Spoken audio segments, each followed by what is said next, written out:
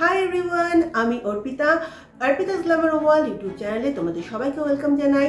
আর সবার আগে তোমাদের সবাইকে অনেক অনেক থ্যাঙ্কস, কারণ তোমরা সবাই কিন্তু আমাদের শ্রীলঙ্কার যে ট্যুরটা ছিল সেটা সবাই ফটোজ দেখেছো, ভিডিও দেখেছো, প্রচুর সাপোর্ট করেছো, সবাই ভিডিওগুলো দেখেছো। কিন্তু একটা ছোট্ট নালিশ তোমাদের কাছে আমার রয়ে গেছে, সেটা হলো তোমরা ভিডিওগুলো দেখছো কিন্তু সাবস্ক্রাইব করছো না। আর সাবস্ক্রাইব না করলে পরে খুব দুঃখ পাচ্ছি কিন্তু। তো সাবস্ক্রাইবটা কিন্তু তাড়াতাড়ি করে ফেলো। তো আমি তোমাদের থেকে আশা করব যে তোমরা এই দেখো স্ক্রিনশটটা আমি দিয়ে দিয়েছি। তো এখানে আমার পেজটা আছে অর্পিতাস গ্ল্যামার ওয়ার্ল্ড, ARPITAZ। তো এটা তোমরা যদি ইউটিউবে টাইপ করো অর্পিতাস গ্ল্যামার ওয়ার্ল্ড, আমার পেজটা চলে আসবে।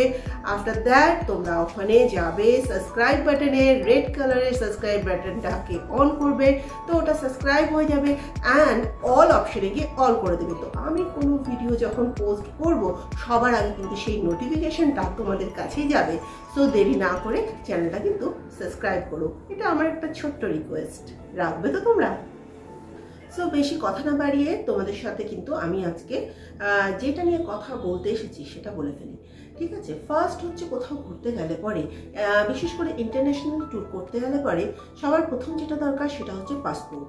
ইউ হ্যাভ আ পাসপোর্ট, তো তুমি এলিজিবল যে তুমি একটা ইন্টারন্যাশনাল ট্যুর করতে পারছো। তো এবার হচ্ছে কোথাও যাব যখন, তখন সবার আগে মাথায় চিন্তা আসবে যে কত টাকা খরচ হচ্ছে। সেই টাকাটা সেই ব্রডকাস্টে না জানলে পরে সেই জায়গার উদ্দেশ্যে বেরোনোটা একটু টাফ হয়ে যায়। থার্ডলি যেটা দরকার সেটা হচ্ছে নতুন জায়গা, অচেনা লোকজন। তো সেখানে গিয়ে কোথায় উঠবো, কোথায় থাকবো, সেই সমস্ত information, hotels and phone numbers আমি কিন্তু শেয়ার করবো তোমাদের সাথে। তো তার জন্য প্রত্যেকটা পার্ট দেখতে হবে, কোনো পার্ট মিস করলে কিন্তু চলবে না। তো সেই জন্য সাবস্ক্রাইব অবশ্যই করে রেখো। আচ্ছা, নেক্সট আমি যেটা বলবো সেটা হলো যেই ভুলগুলো আমরা করেছি, ছোট ছোট অনেক ভুল করেছি, কারণ আমার একটা ফার্স্ট ইন্টারন্যাশনাল ট্রিপ ছিল। এর আগে গেছি কিন্তু বাংলাদেশ, আর তার থেকে বেশি দৌড় আমার ছিল না। তো এখন আমি ফার্স্ট গেলাম হচ্ছে শ্রীলঙ্কা। খুব ভালো লেগেছে, খুব সুন্দর সাজানো গোছানো শহর।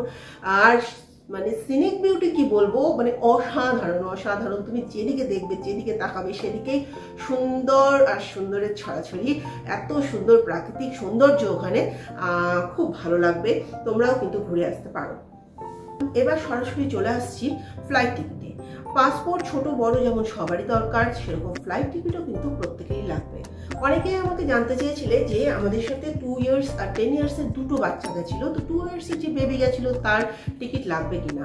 যতই ছোট বেবি হোক না কেন, তাকে যদি তোমার কোলে ক্যারি করতে হয় তাও তার জন্য কিন্তু ফ্লাইটের টিকিট লাগবে অবশ্যই। মিভানেরও ফুল টিকিট লেগেছিল, ওখানে কোনো হাফের ব্যাপার নেই, টোটাল ফুল টিকিট লেগেছিল। সো এখানে ফার্স্ট আমি বলবো ফ্লাইট টিকিট তুমি বুক করতে পারো। এখান থেকে ইন্ডিয়ার যে কোনো জায়গার থেকে তোমরা চেন্নাই পৌঁছে যেতে পারো, এবং সেখান থেকে যদি তোমরা ফ্লাইট টিকিটটা বুক করো সেই ক্ষেত্রে কিন্তু তোমাদের খুব কম খরচে খুব সহজে শ্রীলঙ্কা কলম্বোতে তোমরা পৌঁছে যাবে। আমরা গেছিলাম Siliguri to Kolkata by train. Kolkata থেকে আমাদের ফ্লাইট ছিল চেন্নাই, আর চেন্নাই আমাদের থাকতে হয়েছিল 10 আওয়ার্স মতো আমাদের ওয়েটিং পিরিয়ড ছিল।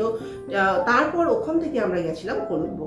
তো এইভাবে যাওয়ার জন্য আমাদের পার হেড টিকিটের খরচা যাওয়া এবং রিটার্ন টিকিট নিয়ে পড়েছিল 23,500। আমি যা যা বলবো সমস্ত ইন্ডিয়ান কারেন্সিতে বলবো, ডলার কিংবা LKR কিন্তু বলবো না, যাতে তোমরা বুঝতে পারো, তোমাদের বুঝতে সুবিধা হয়।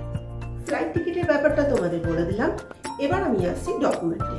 যখন তুমি এয়ারপোর্টে পৌঁছচ্ছ তখন তোমার কি কি ডকুমেন্ট সঙ্গে রাখতে হবে। ফার্স্ট তোমার হচ্ছে পাসপোর্ট, যেটা তোমাকে অবশ্যই ক্যারি করতে হবে। সেকেন্ডলি ভিসা কোথা থেকে করবে সেটা পরে বলছি। তো সেকেন্ডলি হচ্ছে ভিসা করার জন্য লিঙ্ক আমি নিচে দিয়ে দেবো, যেই লিঙ্কে গিয়ে তোমরা ভিসা করতে পারো। থার্ড হচ্ছে একটা হেলথ ডিক্লারেশন সার্টিফিকেট। যখন ভিসা করবে তার সাথে হেলথ ডিক্লারেশন সার্টিফিকেটের কিন্তু একটা লিঙ্ক পাবে, সেখান থেকে ওটা ডাউনলোড করে নিলে পরেও তোমরা এখান থেকেই সেটা করে বেরোতে পারবে। তারপর তোমাদের যেটা লাগছে নেক্সট, এই পার্টটা মিটে যাওয়ার পরে ইমিগ্রেশন হবে। ইমিগ্রেশনে তোমরা অবভিয়াসলি কোয়ালিফাইড করে যাবে, কারণ শ্রীলঙ্কাতে ইমিগ্রেশনে কোনো ঝামেলা নেই, কোনো প্রবলেমই নেই। অনেক ভয় পাচ্ছিলাম আমরা, কিন্তু কোনো সমস্যাই কিন্তু হয়নি। খুব ইজিলি ইমিগ্রেশন করে যখন তোমরা কলম্বো এয়ারপোর্টে বেরোচ্ছ তখন ফার্স্ট তোমাদের যেটা দরকার হবে, ইন্ডিয়ান কারেন্সি চলবে না, ডলার যদি ক্যারি করছো সেটা কোনো কোনো জায়গায় চলবে, বাট ইন্ডিয়ান কারেন্সি সেখানে তো চলবে না। ফার্স্ট তোমাদের মানি এক্সচেঞ্জ করতে হবে। এবার মানি এক্সচেঞ্জ করার জন্য কিন্তু দুটো ওয়ে আমি তোমাদের বলে দিচ্ছি।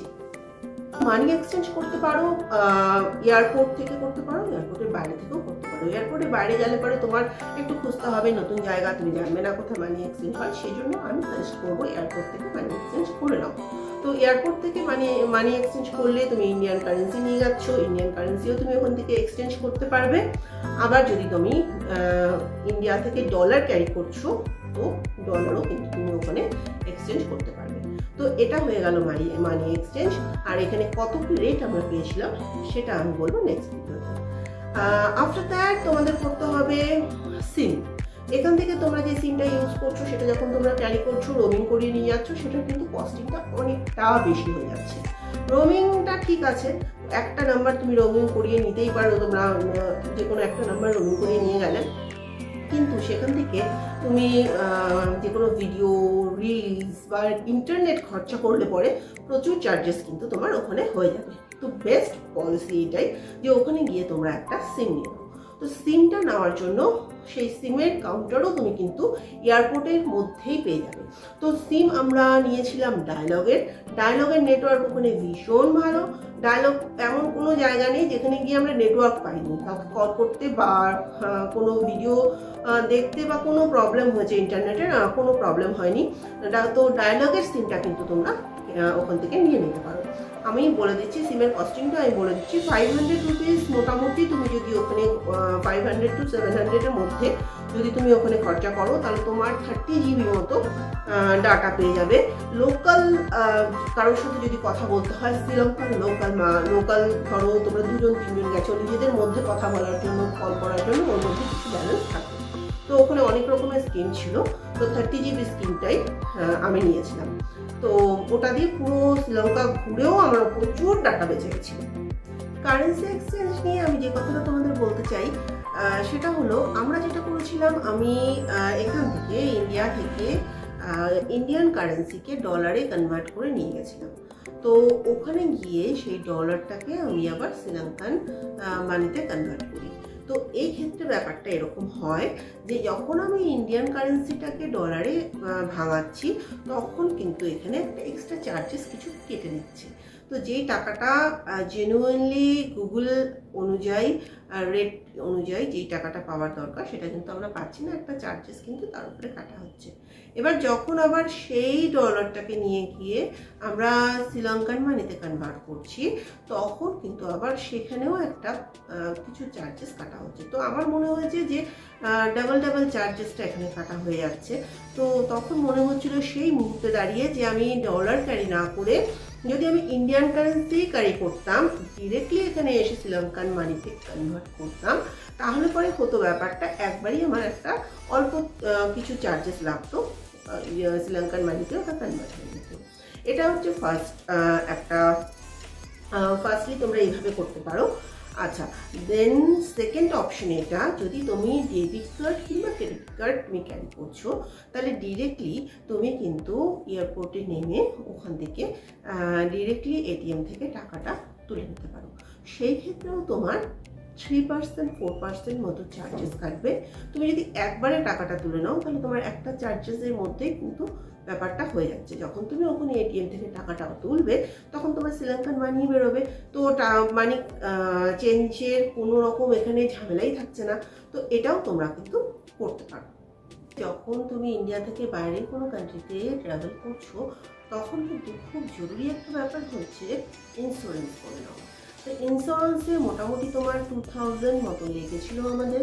তো ইন্স্যুরেন্সটা খুবই জরুরি এই জন্যই যে সেখানে তুমি গিয়ে অসুস্থ হয়ে পড়তে পারো, সেখানে তোমার ট্রিটমেন্ট পারপাসে কোনো খরচা হতে পারে, অ্যাক্সিডেন্ট হতে পারে। নর্মালি সেটা হবে না, বাট সেটার জন্য একটা ইন্স্যুরেন্স করে যাওয়াটা ভালো। ইনফ্যাক্ট তুমি যদি কোনো কারণে ফ্লাইট ক্যান্সেল করো, তুমি যেতে পারছো না, সেই ক্ষেত্রেও কিন্তু সেই ইন্স্যুরেন্স কোম্পানি তোমাকে রিফান্ড করবে। তো সেই সব কিছু চিন্তা করে একটা ইন্স্যুরেন্স করাটা জরুরি। আমরা করেছিলাম ICICI লুম্বার্ড থেকে। তো আমি এটারও লিঙ্ক দিয়ে দেবো, তোমরা চাইলে ওখান থেকেও কিন্তু ইন্স্যুরেন্স করে নিতে পারো। ফ্লাইটের ব্যাপার বলতে গিয়ে প্রথম আমি একটা কথা যেটা বলবো, যেই সমস্যাটা আমরা ভীষণভাবে ফেস করেছি, মানে তোমাদের আমি বলে বোঝাতে পারবো না যে কিভাবে টেনশনের মধ্যে দিয়ে আমার সেই সময়টা পাস হয়েছে, আর কেন সেই টেনশনটা হয়েছে সেটা অবশ্যই আমি তোমাদের সাথে শেয়ার করবো, যাতে তোমরা আমার মতো এই ভুল কাজটা কোনো সময় না করো, তোমরা এই টেনশনের মধ্যে দিয়ে না যাও।